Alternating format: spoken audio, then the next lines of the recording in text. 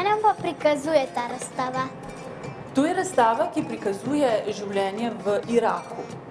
Irak je država na Srednjem vzhodu, ki jo mi poznamo predvsem po prizorih vojne. A je to tudi v Iraku in katere živali so to? To je tudi v Iraku in ravno to je pravzaprav namen te razstave, pokazati tudi čisto vsakdanje življenje ljudi, otrok, kako pravzaprav si vsak dan ustvarjajo svoje preživetje. Tukaj seveda vidite, da je neka vrsta goveda, ne? In sicer vodni bivoli so to.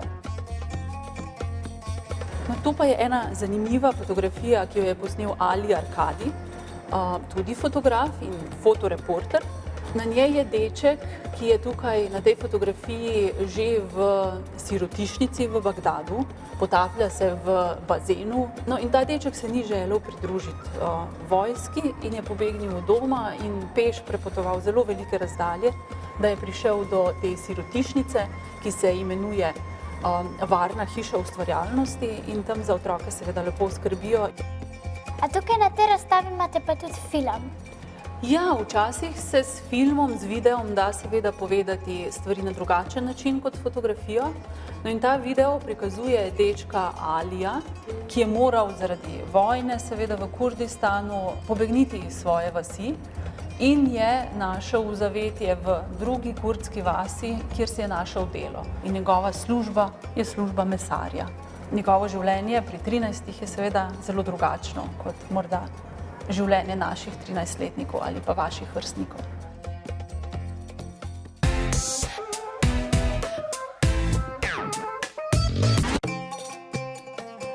A to je pa zemljevid Iraka? To je pa zemljevid Iraka. Tukaj vidimo Irak, ki meji tukaj na Savdsko Arabijo, tukaj na Iran, tam gori na Turčijo in pa Sirijo ter Jordanijo. A lahko Slovenci potujemo v Irak? Slovenci seveda lahko potujemo v Irak. Irak tudi ni tako zelo daleč, kot si morda mislimo. Kajti od Iraka nas ločijo samo 4 države. Med Slovenijo in Irakom pravzaprav so samo Hrvaška, Srbija, Bolgarija, Turčija in potem smo že v Iraku.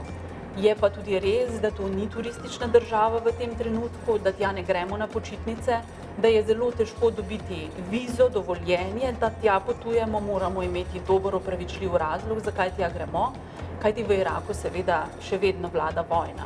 Kaj pa lahko vidimo na vseh teh fotografijah? V tem prostoru vidimo, kako na meji med Irakom in Iranom ljudje tihotapijo razne stvari, ki se jih ne da kupiti oziroma s tem služijo denar. Kaj pa vidimo na tej veliki fotografiji? To so ljudje, kot vidite, cele družine, tudi njihove domače živali, ki so morali zaradi bombardiranja, torej zaradi vojne, zapustiti svoje domove. Zdaj čakajo, da bo napad minil, da se bodo lahko vrnili v svojo vas. A jaz to prav vidim, da je to zabaviščni park?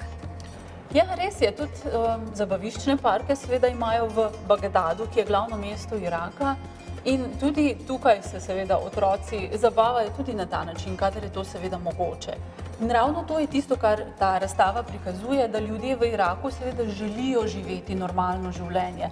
Seveda pa mi tega ne zvemo, ker nam televizija ali pa časopisi tega ne povedo, ker nam povedo samo tisto, kar se zelo pretresljivega dogaja ali pa kar je seveda pomembno za neke politične dogodke na svetu.